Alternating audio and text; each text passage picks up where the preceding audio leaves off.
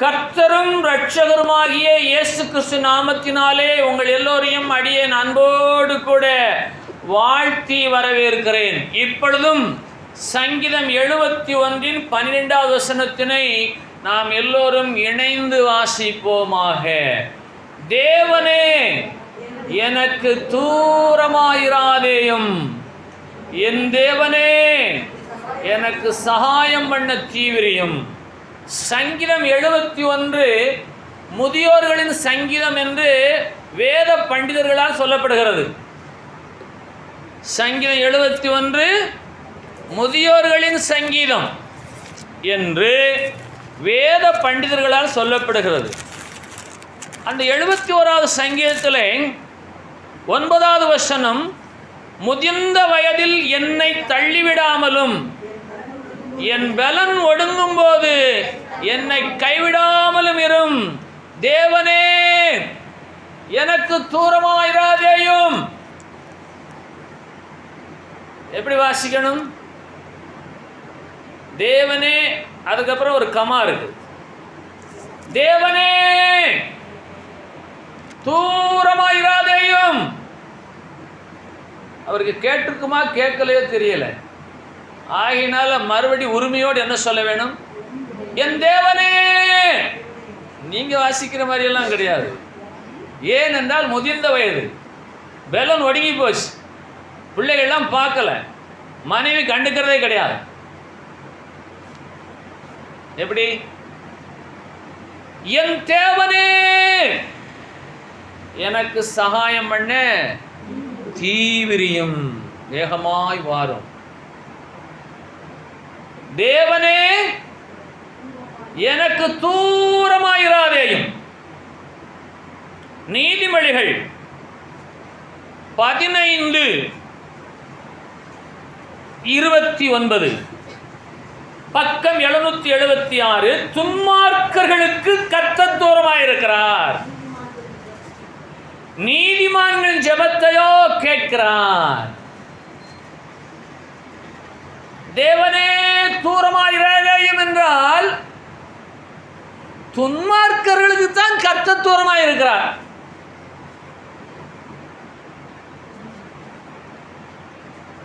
பக்தியற்றவர்கள், தேவ பயமற்றவர்கள், கர்த்தரை குறித்த அறிவில்லாதவர்களுக்கு அவர் தூரமாயிருக்கிறதாக நாம் உணர முடியும். துன்மார்க்கனுக்கு கர்த்தர் தூரமாயிருக்கிறார்.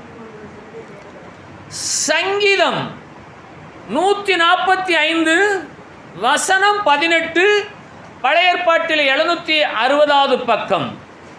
தம்மை நோக்கி கூப்பிடுகிற யாவருக்கும், உண்மையாய் தம்மை நோக்கி கூப்பிடுகிற யாவருக்கும் கர்த்தர் சமீபமாய் இருக்கிறார். துன்மார்க்கனுக்கோ கர்த்தர் தூரமாய் இருக்கிறார். துன்மார்க்கனுக்கு கர்த்தர் தூரமாய் இருக்கிறார், சன்மார்க்கனுக்கு கர்த்தர் சமீபமாய் இருக்கிறார். இவன் ஒருவரும் புலம்ப போவதே இல்லை. தேவனே, எனக்கு தூரமாய் இராதேயும் என்று இந்த சன்மார்க்கன் ஒருபோதும் புலம்ப போவதே இல்லை.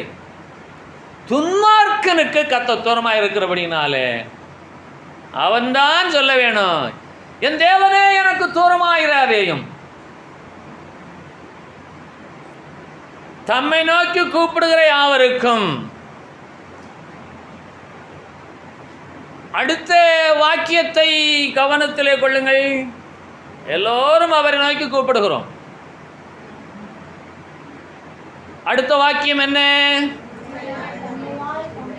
ரொம்ப முக்கியம். தம்மை நோக்கி கூப்பிடுகிறவர்கள் அநேகர். உண்மையாய் அவரை நோக்கி யார் கூப்பிடுகிறார்களோ அவர்களுக்கு கர்த்தர் எப்படி இருக்கிறார்? சமீபமாய் இருக்கிறார். 2 பேர் தேவாலயத்துக்கு ஜெபம் பண்ணும்படியாய் போனார்கள். ஒருவன் தான் செய்கிற பெரிய காரியங்களை எல்லாம் பெருமையாக பேசிக் கொண்டிருந்தான் ஜெபத்தில், தேவாலயத்தில். ஆனால் ஒருவனோ என்றால், என்னில் கிருபையாயிரும், நான் இன்னும் பரிசுத்தமடைய வேண்டிய விஷயங்கள் அதிகம் இருக்கிறது, ஆகவே நான் ஒரு பாவியாகவே நான் கருதுகிறேன், என்மேல் கிருபையாயிரும் என்று சொன்ன உடனே இயேசு இவன் பக்கத்தில் என்று சொல்லுகிறார், அவன் அல்ல இவனே என்று சொன்னால் யாருக்கு சமயமாய் இருக்கிறார்? உண்மையாய் அவர் நோக்கி கூப்பிட்டு அவனுக்கு சமயமாய் அவர் இருக்கிறார். இவர்களுக்கு கர்த்தராகிய இயேசு ஒருபோதும் தூரமானவரே அல்ல.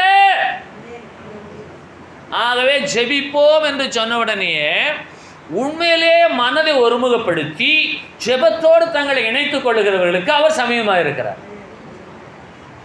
ஆகவே சங்கீதம் 145:18 வசனம், தம்மை நோக்கி கூப்பிடுகிற யாவருக்கும், எல்லாருக்கும் ஜெபம் பண்ணும்போது கண்ணை மூடி ஜெபம் பண்ணுங்கிற அறிவு இருக்கிறது, அந்த அனுபவம் இருக்கிறது. அந்த ஜெபத்தில் உண்மையாய் தம்மை நோக்கி கூப்பிடுகிற யாரோ அவர்களுக்கு சமயமாய் அவர் வந்திருந்து அவருடைய சத்தத்தை கேட்கிற தெய்வம் கர்த்தராகிய இயேசு. யாருக்கெல்லாம் புரியுது? அதனால் வீட்டில் குடும்ப ஜெபம் பண்ணும்போது தாய் தான் விழுந்து விழுந்து ஜெபம் பண்ணுவாங்க. பிள்ளைகளெல்லாம் அப்படியே லைட்டாக ஏமா சீக்கிரம் முடியுமா கையை பிடிச்சி இப்படி அமுக்குவாங்க. சொல்லி சொல்லி பார்த்தா தாய்க்கு அரசனையாக ஜெபம் பண்ணும். கிழக்கு தொடங்கி மேற்கு வரைக்கும், வடக்கு தொடங்கி தெற்க வரைக்கும் எல்லாத்தையும் சொல்லி ஜெபம் பண்ணிட்டே இருப்பாங்க. ஆனால் பிள்ளைகள் என்ன செஞ்சிருவாங்க?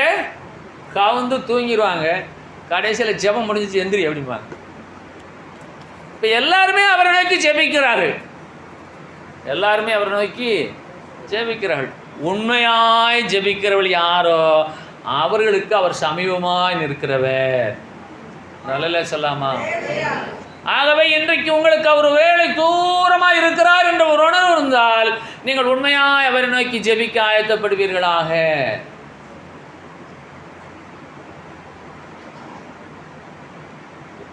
உண்மையாய் அவரை நோக்கி ஜெபிப்பீர்களாக. யோவான் 4வது அதிகாரத்தின் 24வது வசனத்திலே சமாரியா ஸ்திரீயிடத்திலே இயேசு சொல்லுகிறார்,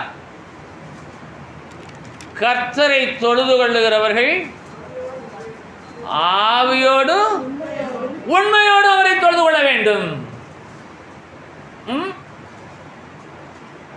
ஆவியிலே உண்மையிலே அவரை தொழுது கொள்ள வேண்டும், உண்மையாய் அவரை நோக்கி ஜெபிக்க வேண்டும். ஆகவே சன்மார்க்கன் என்ற போர்வையிலே துன்மார்க்கனாய் வாழ்ந்து கொண்டிருந்தால் கர்த்தர் தூரமாகத்தான் தெரிவார். மறுபடியும் சொல்லுகிறேன்,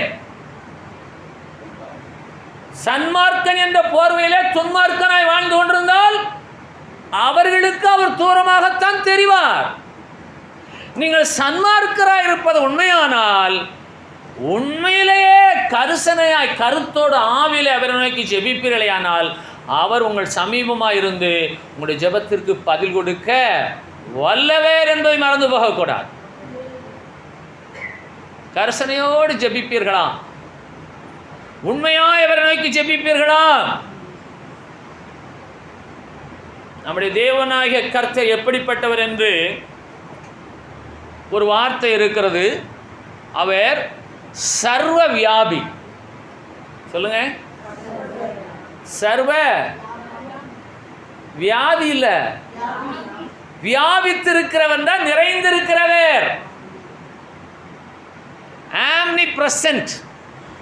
ஆம்னி என்றால் OMNI PRESENT, ஆம்னி பிரசன்ட். இந்த ஆம்னி என்ற வார்த்தைக்கு அர்த்தம் என்ன என்று கேட்டால் எல்லாம் என்று அர்த்தம். பிரசன்ட் என்றால் வந்து சேர்கிறவர்கள், ஆஜராகிறவர்கள். இந்த ஆம்னி பிரசன்ட் என்றால் சர்வ வியாபி. ஆம்னி வேன் என்று ஒரு வேன் வந்தது தெரியுமா? ஏன் அதுக்கு பேர் ஆம்னி? அந்த வேனை எல்லாத்துக்குமே பயன்படுத்திக்கலாம். ஆம்னி, டினி, ப்ரோ, இதெல்லாம் சின்ன சின்ன வார்த்தைகள்.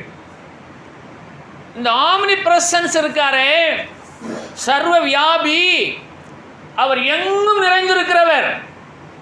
சர்வ வியாபி. அவர் ஒருபோதும் தூரமாக இருக்கிறவரே அல்ல.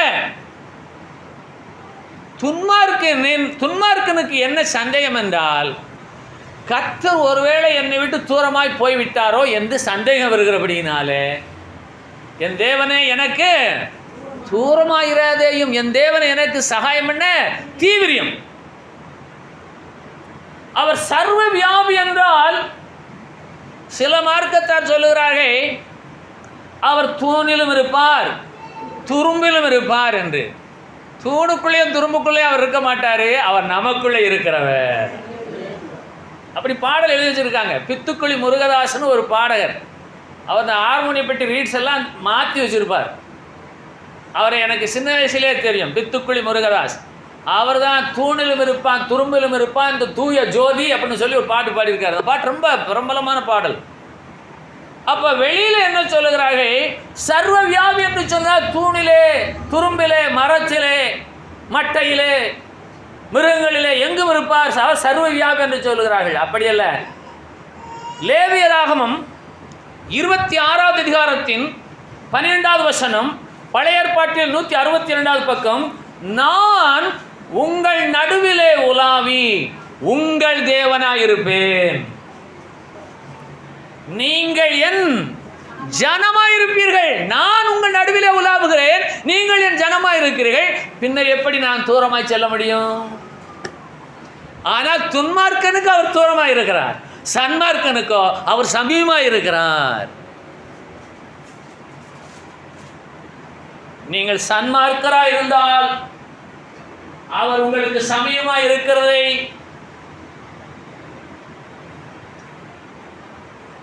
நீங்கள் நிச்சயமாக உணர்வீர்கள். நீங்கள் துன்மார்க்கராவதும் சன்மார்க்கராவதும் உங்களை பொறுத்து. சர்வ வியாபி, omnipresent, omnipotent, சர்வ வல்லவர், OMNI பீட்டர் பி POTENT, omnipotent, சர்வ வல்லவர்,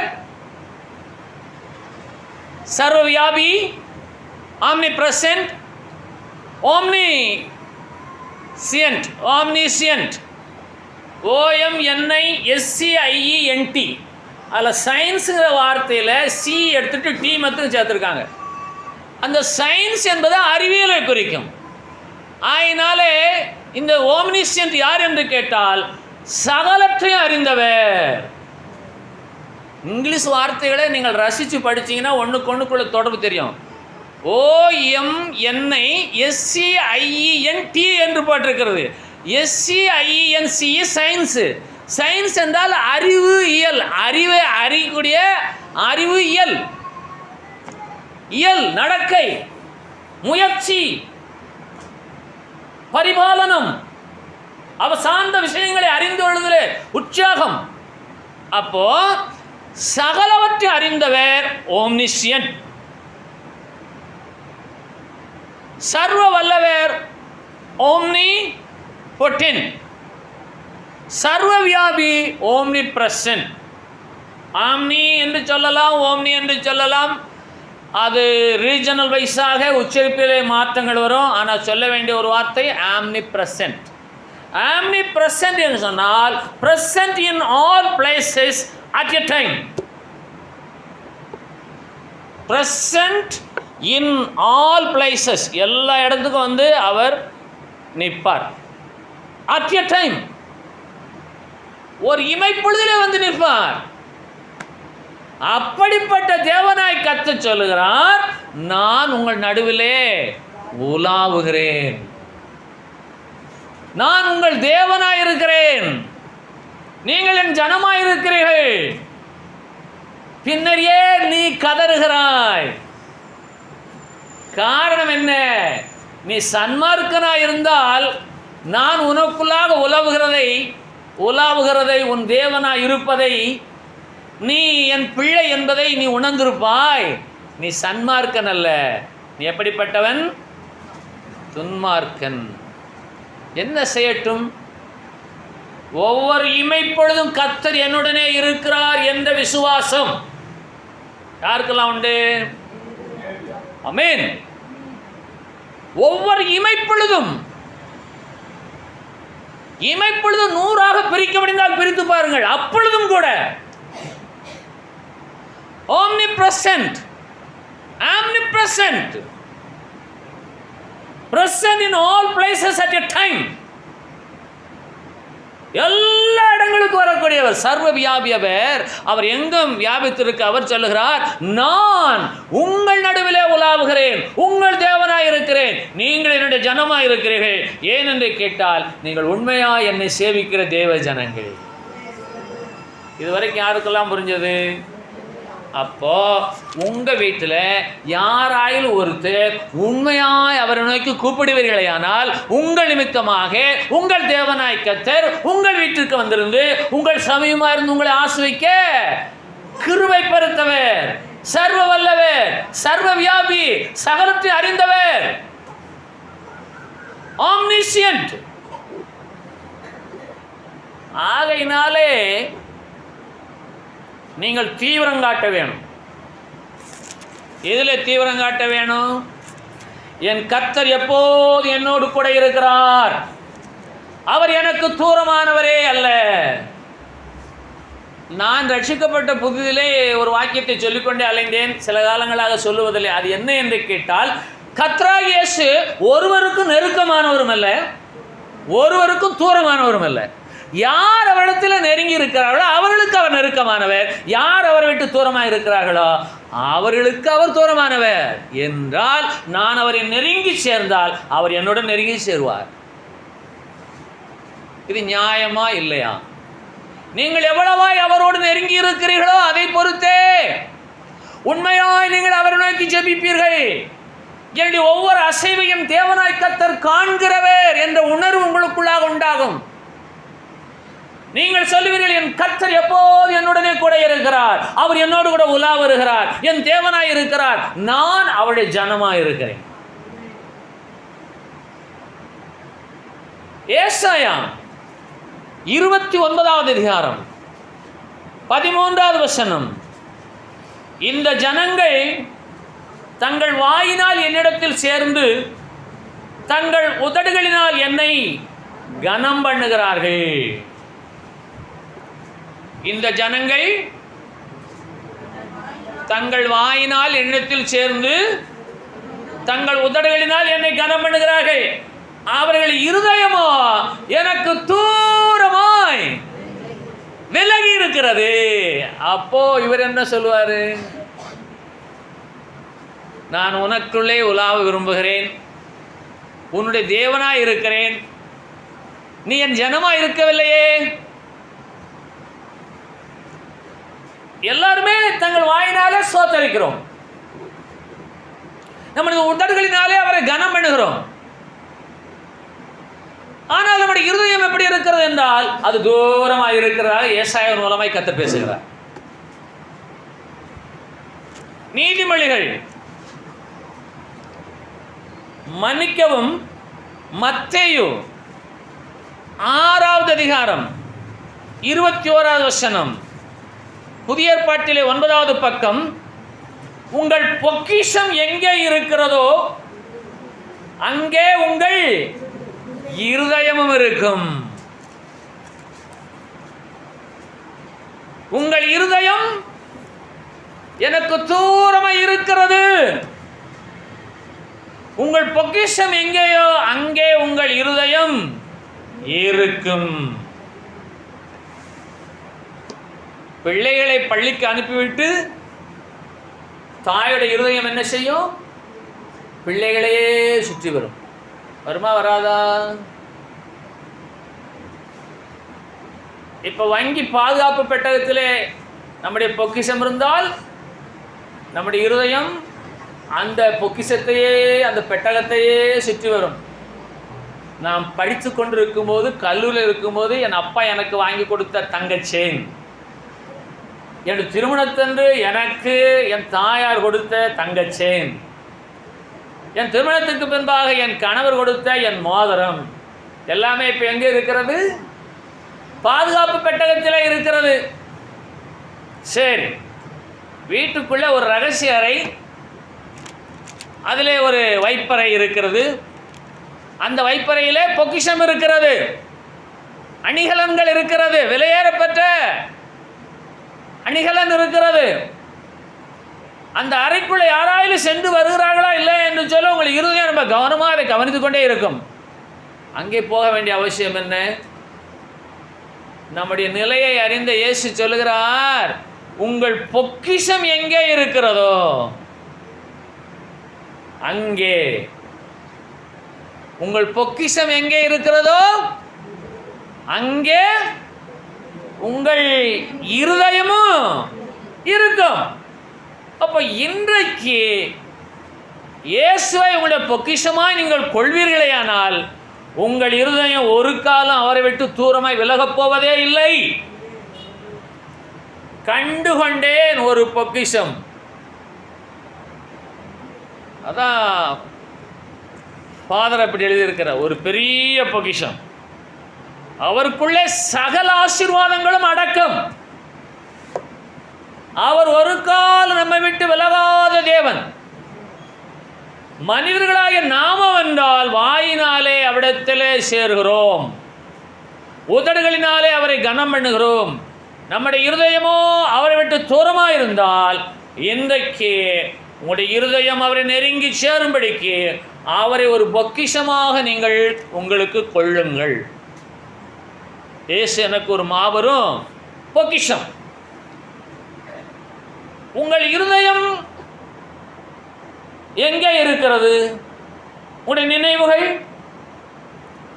இந்த உலகத்திலேயே வேகமாக பிரயாணம் பண்ணக்கூடிய ஒன்று உண்டென்று சொன்னால், காற்றை விட, மின்சாரத்தை விட, ஒலியை விட, ஒளியை விட வேகமாக பிரயாணம் பண்ணக்கூடிய ஒன்று உண்டென்று சொன்னால் அது மனிதனுடைய இருதயத்தின் நினைவுகள். ஒரு நொடி பொழுதிலே வீட்டுக்கு சென்று திரும்பி வந்துவிடும். ஒரு நொடி பொழுதிலே அது லண்டன் சென்று இங்கே வந்துவிடும். ஒரு இமைப்பொழுதிலே சென்னை சென்று இங்கே திரும்பி வந்துவிடும். இவ்வளவு வேகமாக எந்த ஒரு பிரயாணமும் யாரும் பண்ண முடியாது. ஒலியின் வேகம், ஒளியின் வேகம், காற்றின் வேகம், மின்சாரத்தின் வேகத்தை விட வல்லமையானது இருதயத்தின் நினைவுகளின் வேகம். ஆகவே இருதயம் அவரை விட்டு விலகிராமல் அவரை ஒரு பொக்கிஷமாய் கொள்வதாக. ஏசாயா 29:3 என்ன சொல்லப்படுது? 13 இந்த ஜனங்கள் எல்லாம் நல்லா சோதனை பண்ணுவாங்க, நல்லா துதிப்பாங்க, ஆனால் இருதயத்தில் நான் பொக்கிஷமாக இருக்க அவர்கள் என்ன செய்வதில்லை? என்னை இருதயத்திலே பொக்கிஷமாக வைத்து பாதுகாப்பதில்லை. அதான் இயேசு சொல்லுகிறார், உங்கள் பொக்கிஷம் எங்கேயோ அங்கே உங்கள் இருதயமும் இருக்கும். இப்பொழுது நீங்கள் எங்கே அமர்ந்திருக்கிறீர்கள்? உங்களுடைய நினைவுகள் எல்லாம் எங்கே இருக்கிறது? அதுக்கு தான் சில பிரசங்கமாக கேட்பாங்க, எல்லாரும் இங்கே இருக்கீங்களா? இதே ஒரு பழக்கமாக வச்சுருக்காரு மெட்ராஸ் ஒருத்தர், இருக்கீங்களா அப்படின்பாரு. இங்கே தானே இருக்கோம், இங்கே தான் இருக்கீங்க, இங்கே தான் இருக்கீங்க. ஆனால் நினைவுகள் எங்கே இருக்கிறது? எண்ணங்கள் எங்கே இருக்குது? சிந்தனை எங்கே இருக்குது? ஓட்டம் எங்கே இருக்கிறது? யூதா என்ற ஒரு சின்ன நிறுவம் 1.5 பக்கத்தில் இருக்கிறது. வெளிப்படுத்தலுக்கு முந்தைய பக்கம் நிறுவம், வெளிப்படுத்தல் புத்தகத்துக்கு முந்தின ஒரு நிறுவம் யூதா. அது ஒரே ஒரு அதிகாரம் என்று சொல்ல முடியாது, பிற அதிகாரங்கள் கிடையாது. 18வது வசனம், கடைசி காலத்திலே தங்கள் துன்மார்க்கமான இச்சைகளில் நடக்கிற பரியாசக்காரர் தோன்றுவார்கள் என்று உங்களுக்கு சொன்னார்களே. பக்கம் 333 யூதா. இவர்கள் எப்படிப்பட்டவர்கள் சொன்னால், பிரிந்து போகிறவர்கள், ஜென்ம சுபாவத்தார், ஆவி இல்லாதவர்கள், கடைசி காலத்திலே தங்கள் துன்மார்க்கமான இச்சைகளில் நடக்கிற பரியாசக்காரர்கள் தோன்றுவார்கள் என்று உங்களுக்கு சொன்னார்களே. இவர்கள் பிரிந்து போகிறவர்கள். இவருடைய இருதயம் அவரை விட்டு தூரமாய் விலகி இருக்கிறபடினாலே இவர்கள் யார்? ஜென்ம சுபாவம், ஆவி இல்லாதவர்கள். அவரை விட்டு பிரிந்து போகிறவர்களுடைய சுபாவம் எப்படிப்பட்ட சுபாவம்? பழைய ஜென்ம சுபாவம். அவருடைய ஆவி இவர்கள் இல்லை. இவர்கள் அவரை விட்டு பிரிந்து போகிறபடியினாலே இவர்கள் துன்மார்க்கமான இச்சைகளின்படியாய் தங்களுடைய வாழ்க்கை நடத்துகிறவர்கள். நீதிமொழிகள் 18வது அதிகாரம் 1வது வசனம், பக்கம் 778. பிரிந்து போகிறவன் தன் இச்சையின்படி செய்ய பார்க்கிறான், எல்லா ஞானத்திலும் தலையிட்டுக் கொள்கிறான். பிரிந்து போகிறவன் தன் இச்சைகளின்படி செய்கிறான். அப்ப இயேசுவை விட்டு நீங்கள் பிரிந்து போகும் பொழுது ஜென்ம சுபாவத்தார் உங்களுடைய விருப்பத்தின்படி செயல்படுகிறவர்கள், நீங்கள் அவரை விட்டு விலகிச் செல்லுகிறீர்கள். ஆனால் என் தேவனே எனக்கு தூரமாயிராதேயும் என்று கதறுகிறீர்கள். ஆகவே ஜென்ம சுபாவம் மாறுவதாக, தேவ ஆவியினாலே நடத்தப்படுவீர்களாக, அவரை விட்டு பிரிந்து போகாதிருப்பீர்களாக, உங்களுடைய துன்மார்க்கமான இச்சையின்படி செயல்படாதிருப்பீர்களாக. ஏனென்று கேட்டால், துன்மார்க்கமான இச்சைகளில் நடக்கிற பரியாசக்காரர்கள் தோன்றுவார்கள், தோன்றி இருக்கிறார்கள். அப்படிப்பட்டவர்களுக்கு தேவனாகிய கர்த்தர் தூரமாக இருக்கிறார். நீதிமொழிகள் 15:29 துன்மார்க்கர்களுக்கு கர்த்தர் தூரமாக இருக்கிறார். உண்மையாய் தம்மை நோக்கி கூப்பிடுகிற யாவருக்கும் கர்த்தர் சமீபமாக இருக்கிறார். இவர்கள் சன்மார்க்கர். எல்லாம் சொல்லுங்க. துன்மார்க்கருக்கு சொல்ல மாட்டீங்களா? கர்த்தர் தூரமாக இருக்கிறார். பள்ளிக்கூடத்தில் சொன்ன மாதிரி சொல்லணும். துன்மார்க்கருக்கு கர்த்தர் தூரமாக இருக்கிறார், சன்மார்க்கனுக்கு கர்த்தர் சமீபமாக இருக்கிறார்.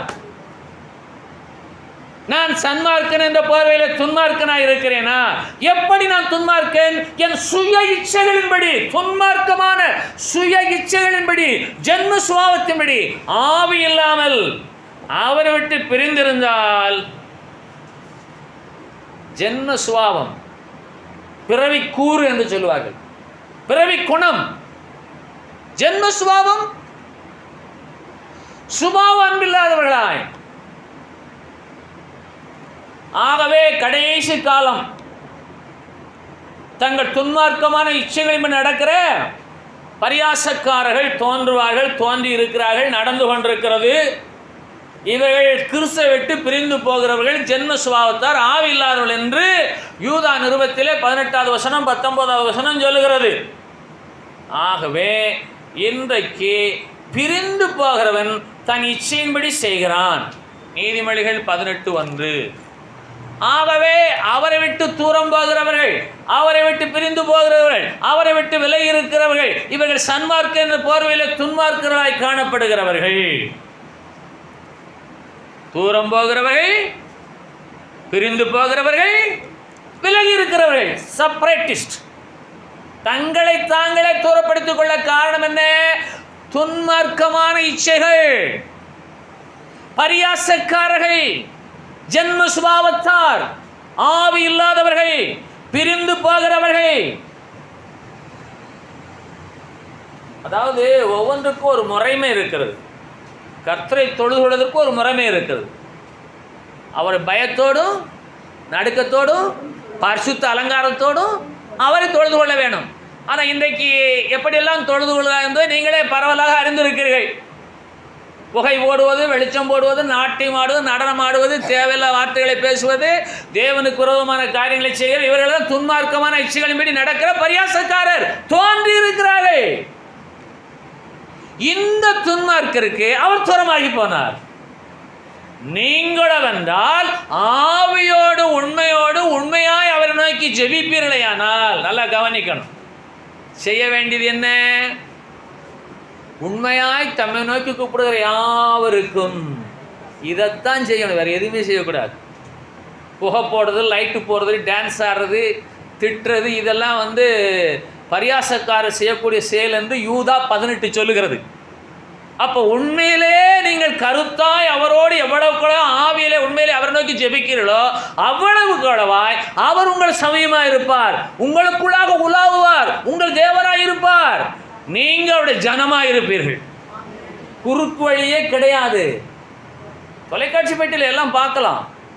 உலக அளவில் அப்படித்தான் நடந்து கொண்டிருக்கிறது. இவர்களெல்லாம் துன்மார்க்கர்கள், இவர்களுக்கு தேவன் தூரமாக இருப்பார். உண்மையாய் அவரை தொழுது கொள்கிற உங்களுக்கு, உண்மையாய் அவரை நோக்கி கூப்பிடுகிற உங்களுக்கு அவர் எப்போதும் உங்கள் சமீபமாக இருந்து உங்களை ஆசீர்வதிக்கிறவராய் இருக்கிறார்.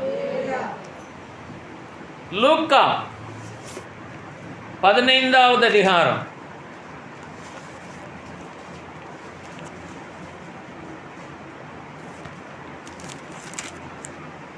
15 13வது வசனம், சில நாளைக்கு பின்பு இளைய மகன் எல்லாவற்றையும் சேர்த்து கொண்டு தூர தேசத்துக்கு புறப்பட்டு போய் அங்கே துன்மார்க்கமாக ஜீவனம் பண்ணி தன் ஆசையை அழித்து போட்டான். தகப்பனை விட்டு என்ன செய்தான்? தூரமாய் போய். சிலவர் அப்படித்தான், இங்கெல்லாம் தண்ணி அடித்தா தெரிஞ்சோன்னு சொல்லி மெட்ராஸில் போய் தண்ணி அடிக்கிறது. தூரமாய் போய் மது அருந்துதல், தூரமாய் போய் புகைப்பிடித்தல், தூரமாய் போய் கெட்ட சகவாசங்களை மேற்கொள்ளுதல். அற்புதமான ஒரு பேரபிள் இயேசுதான் சொல்லுகிறார். இவைகள் எல்லாவற்றையும் இயேசுதான் சொல்லுகிறார். 15வது அதிகாரத்தின் 11வது வசனம், பின்னும் அவர் சொன்னது, இயேசு சொன்னது, ஒரு மனுஷனுக்கு 2 குமாரர் இருந்தார்கள். 12வது வசனம், அவர்களில் இளையவன் தகப்பனை நோக்கி, தகப்பனே, ஆஸ்தியில் எனக்கு வரும் பங்கு எனக்கு தர வேண்டும். எப்படி சட்டபூர்வமான வார்த்தை தெரியுமா இது? நீங்கள் இன்றைக்கி யாராலும் அப்பா அம்மாட்ட சொத்து எழுதி வாங்குறதா இருந்தால் சொல்லுங்கள், ஆஸ்தியில் எனக்கு வரும் பங்கு எனக்கு தர வேண்டும். ரொம்ப ரசிக்கணும் இந்த வார்த்தையெல்லாம். தகப்பனுடைய ஆஸ்தியை கேட்குறவர் எப்படி கேட்காரு பாருங்க, ஆஸ்தியில் எனக்கு வரும் பங்கு எனக்கு தர வேண்டும். என் பொண்டாட்டிகிட்ட கொடுத்துறாதரும், பேரனுக்கு எழுதி வைக்கன்னு சொல்லி என் மகனுக்கு எழுதி வச்சிடாதரும். இன்றைக்கி அதான் நடக்குது. இவனுக்கு எழுதி வைக்க மாட்டேன், அவன் பிள்ளைக்கு எழுதி வச்சா நான் சாவேன். தாத்தா பேத்திக்கு எழுதி வைக்காரு, இல்லைன்னா பேரனுக்கு தான் எழுதி வைக்காரு. தகப்பனுக்கு மகன் மேலே நம்பிக்கை இல்லை. ஏனென்றால் இவன் ஆசை எடுத்துக்கொண்டு தூரமாய் போய்விடுவான்.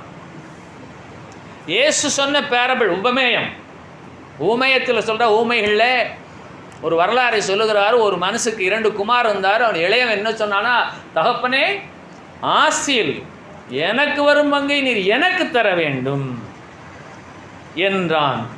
அந்தபடி தகப்பனும் அவர்களுக்கு தன் ஆசையை பங்கிட்டு கொடுத்தான். நல்ல தகப்பன் கொடுத்துட்டார். என்னடா அதிகாரம் பண்ணுற, உனக்கு கிடையான்னு சொல்லலை அவர். அதென்ன எனக்கு ஒரு பங்கு எனக்கு தர வேணும்னு அதிகாரம், உன்னை பணிவு இல்லைன்னு சொல்லி அவர் நினைக்கலை. சில நாளைக்கு பின்பு இளைய மகன் எல்லாவற்றையும் சேர்த்து கொண்டு, கொஞ்சம் கூட வச்சுட்டு போகல,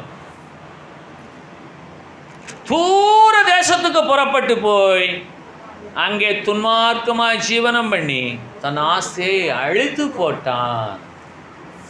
தன் ஆசையை அழித்து போட்டான். நல்லா கவனிங்க, வறுமையில் இருக்கிற வரைக்கும் இயேசுவோடு நெருங்கி ஜீவிப்பார்கள். என்றைக்கு ஆஸ்தி பெருகிறதோ அன்றைக்கு அவரை விட்டு தூரமாய் போவார்கள். என்னையும் சேர்த்து தான் சொல்றேன். உலக புகழ்பெற்ற சில பிரசங்கிமார்கள் எல்லாம் ஆஸ்தி வராத வரையிலும் ஆவியிலே உண்மையாக இருந்து அக்கினிமயமான வார்த்தைகளை பேசி ஜனங்களுக்கு வேதத்தை போதித்து ரட்சிப்பை கொண்டு வந்தார்கள். ஆஸ்தி பெருகின உடனே ஆவிக்கும் ஆஸ்திக்கும் ஆகாது. சில பேர் இங்கேருந்து கார் எடுத்துகிட்டு ஞாயிற்றுக்கிழமை மதுரைக்கு போகிறாங்க, சர்ச்சுக்கு போகிறாங்க, பக்கத்தில் தான் இருக்காங்க. அவங்க சொன்ன உடனே நான் பேசாமல் இருந்துக்கிட்டேன். வாரம் போகிறீங்க, கவனமாக போயிட்டு வாங்க. சில பேர் இங்கேருந்து சர்ச்சுக்கு எங்கே போகிறாங்க, திருவேங்கடம் போகிறாங்க. இந்த ரோட் வழி தான் போகிறாங்க. கார் வாங்கியாச்சு, ஆஸ்தி வந்துருச்சு. ஆஸ்திக்கும் ஆவிக்கும் ஆகாது. பணம் வராத வரைக்கும் இருதயம் இயேசுவே சார்ந்திருக்கும். உண்மையாய் அவரை நோக்கி கூப்பிடும். பணம் வந்த உடனே இவள் இருதயமோ தூரமாய் விலகி போகும்.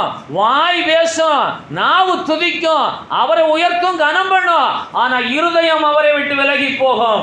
இவனவென்றால் தகப்பனை விட்டு தூரமாய் போக காரணம் என்ன? தகப்பனுடைய ஆஸ்தியை பெற்றுக்கொண்ட உடனே அந்த ஆஸ்தி நிமித்தமாய் தன் வாழ்வை அனுபவிக்கிறேன் என்று சொல்லி துன்மார்க்கமாக ஜீவனம் பண்ணும்படிக்கு சொந்த ஊரை விட்டு தூர ஊருக்கு போனான்.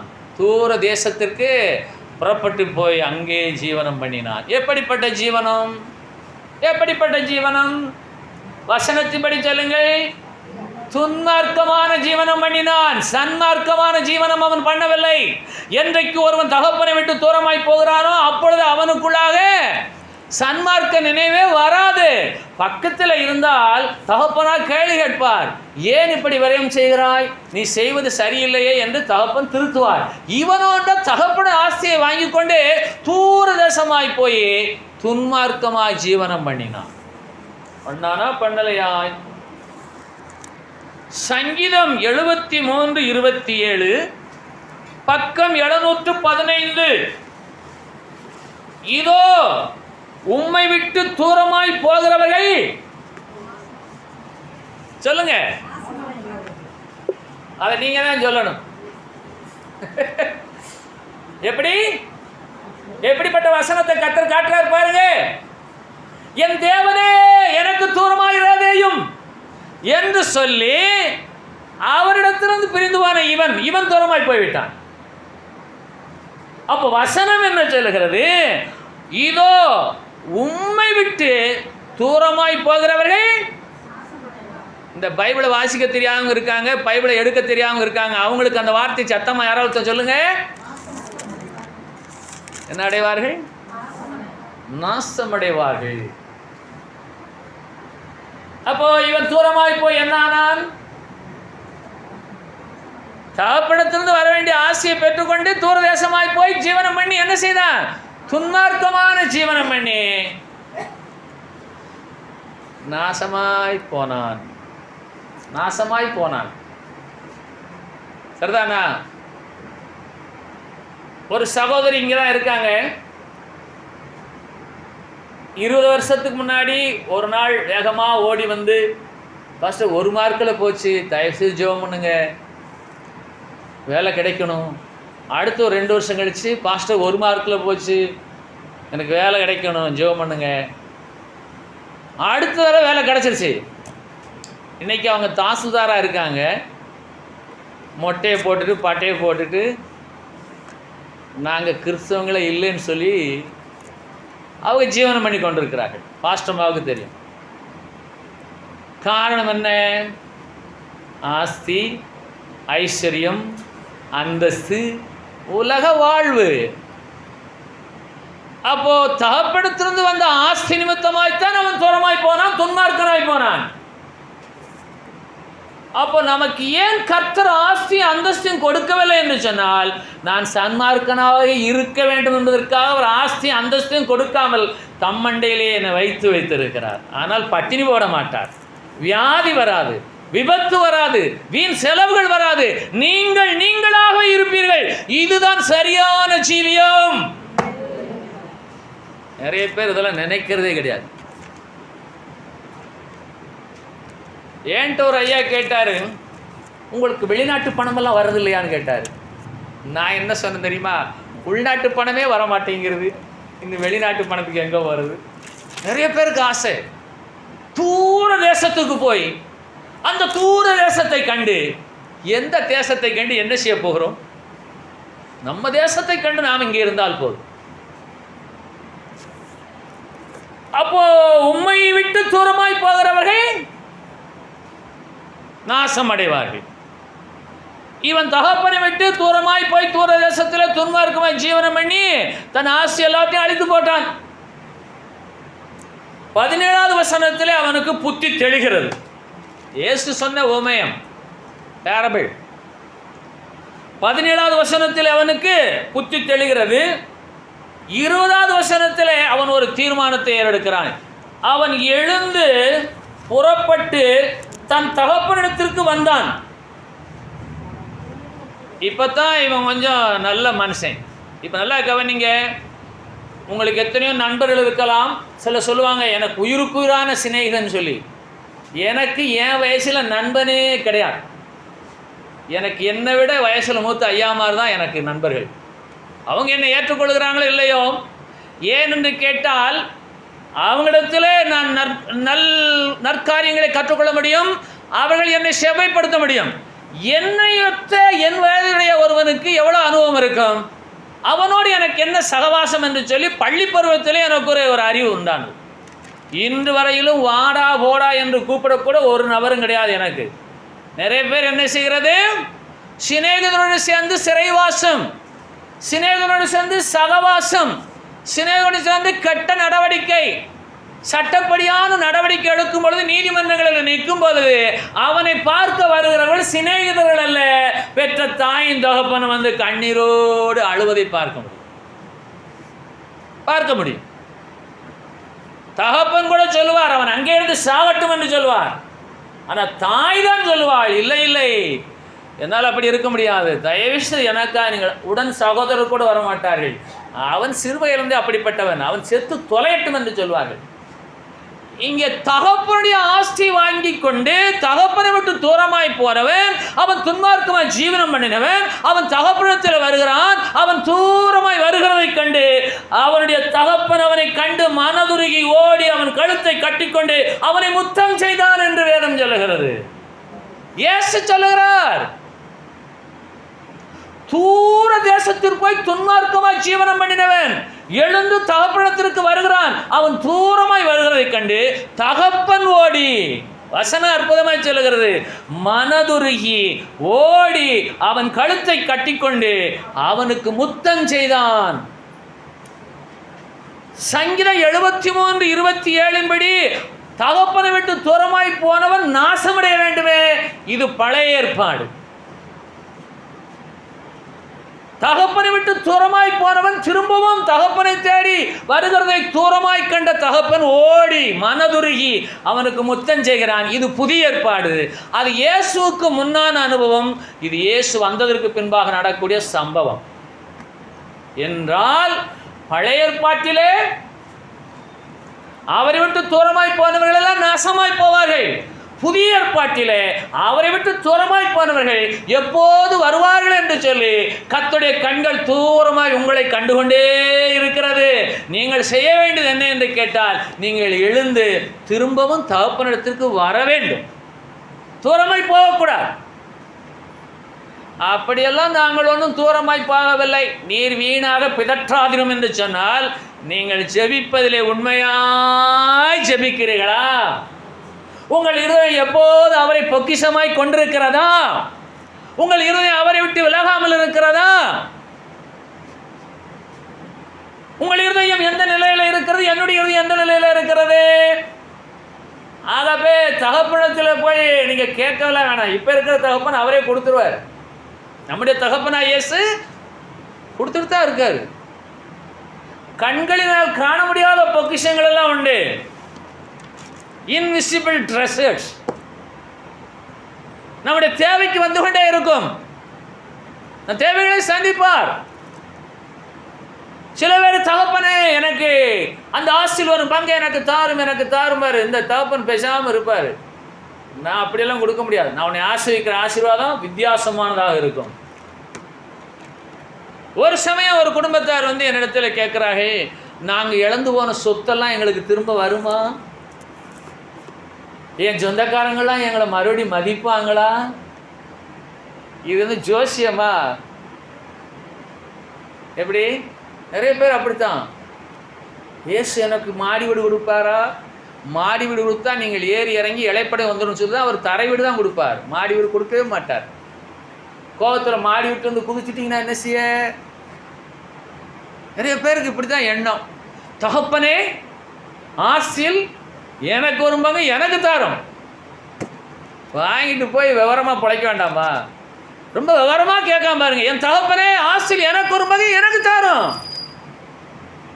எல்லாவற்றையும் சேர்த்துக்கொண்டு தூரதேசமாய் போய் துன்மார்க்கமாக ஜீவனம் பண்ணினவன் மறுபடியும் வருவானா என்று தகப்பன் ஒரு நாளும் பார்த்து கொண்டே இருக்கிறார். அவன் வருகிறதை தூரமாய் வருகிறதை கண்டு இவர் மனதுருகி ஓடி அவன் கழுத்தை கட்டி அழுது முத்தம் செய்து அவனை ஏற்றுக்கொண்டார். ஏனென்றால் அவர்தான் கிருபை பொருந்தின தெய்வமாகிய இயேசு. பழைய ஏற்பாட்டிலே தகப்பனை விட்டு தூரமாய் போனவன், உம்மை விட்டு தூரமாய் போனவன் நாசமடைவானாக. புதிய ஏற்பாட்டிலே உம்மை விட்டு தூரமாய் போனவன் மீண்டும் வருவானேயானால் அவன் பாசமடைவானாக. நாசமும் மோசமும் உண்டாகவில்லை, பாசம் உண்டானது. நீ என் பிள்ளையாயிருப்பாய், நான் உன் தகப்பனாயிருப்பேன், நானும் நீயும் இணைந்திருக்கும்படியாக.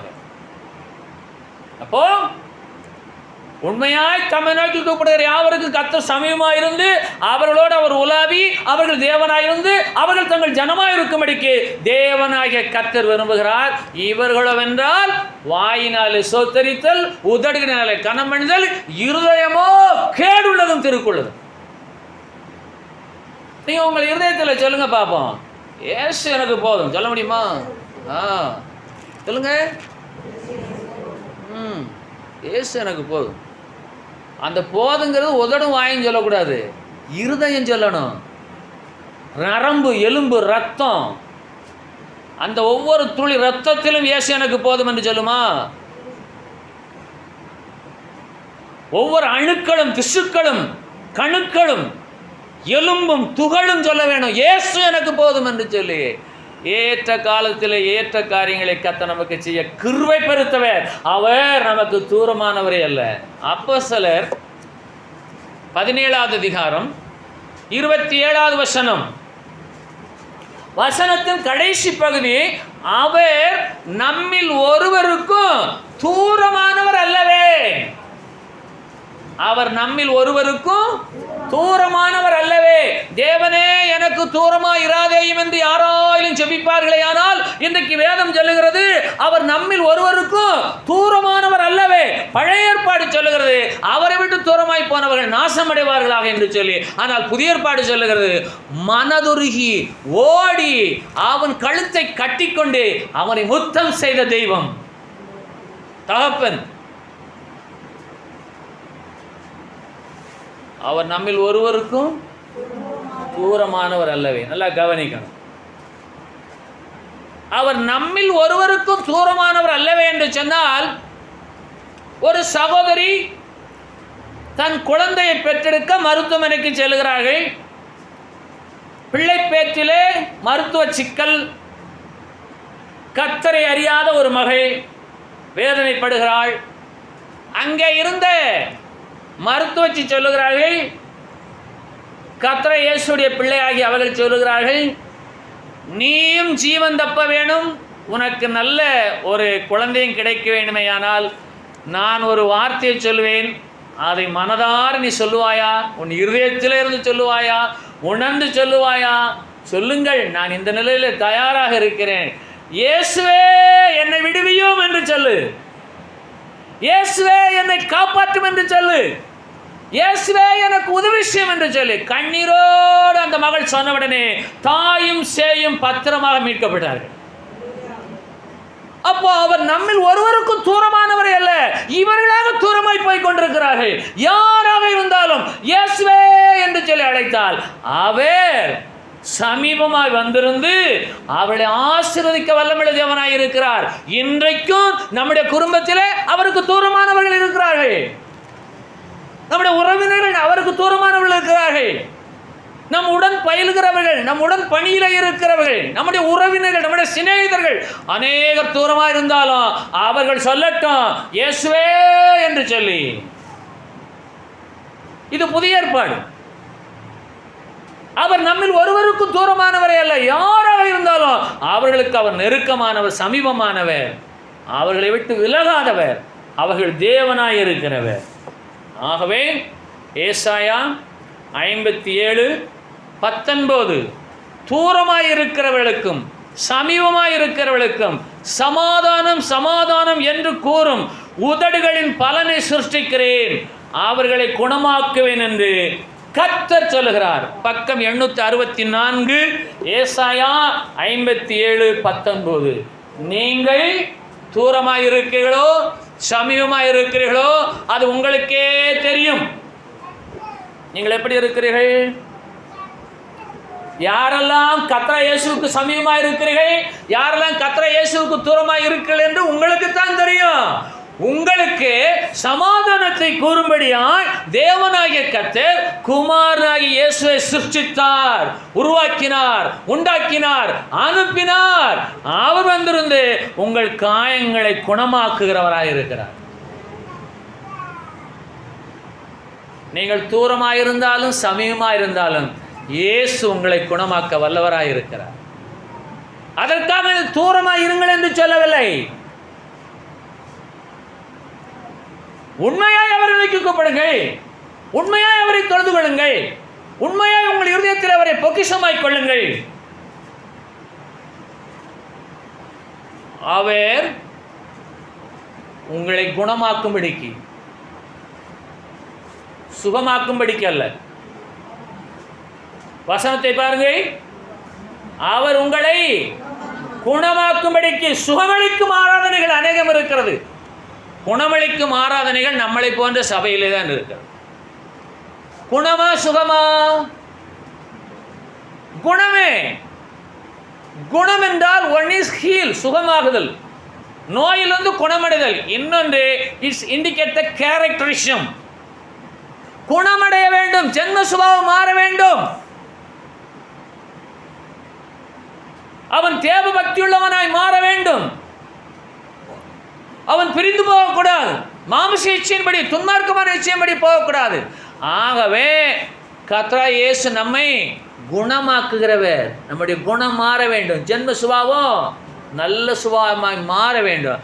ஆகவே சுகம் என்பது தற்காலிகமானது, குணம் என்பது நிரந்தரமானது. குணசாலியான ஸ்திரியை கண்டுபிடிப்பவன் யார்? மணவாட்டியாகிய சபை, மணவாளனாகிய கிறிஸ்து. மணவாளன் இந்த மணவாட்டியாகிய சபையிலே குணசாலியான ஸ்திரியை கண்டுபிடிக்க போகிறார். நீங்கள் குணசாலியான ஸ்திரியா இருந்தால் அவருக்கு நீங்கள் மணவாட்டியாக இருப்பீர்கள், அவர் உங்களுக்கு மணவாளனாக இருப்பார், அவர் உங்களுக்குள்ளாக உலவி உங்கள் தேவனாய் இருப்பார், உலாவி உங்கள் தேவனாய் இருப்பார், நீங்கள் அவர்கள் ஜனமாக இருப்பீர்கள். அவர் ஒருபோதும் உங்களை விட்டு விலகப் போவதே இல்லை. அவர் எப்போதும் உங்களுக்கு சமயமாக இருந்து உங்களை ஆசீர்வதிக்கிற தெய்வமாக இருக்கிறார். எல்லாருமே முழங்கால் படியிடுவோம்.